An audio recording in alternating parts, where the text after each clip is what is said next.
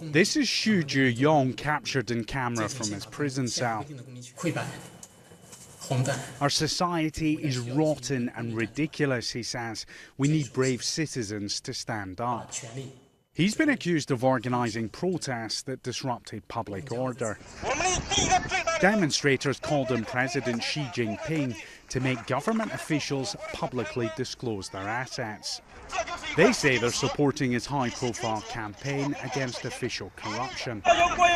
But now they're being locked up. 4 of the protesters detained at this demonstration in Beijing are among those in trial this week. Other campaigners appeared in court last year. There's yet to be a verdict. Since coming to power a year ago, President Xi has rapidly consolidated power. While he says he's determined to root out corruption, these trials are being seen as a sign that he won't tolerate dissent. Martin Patience, BBC News, Beijing.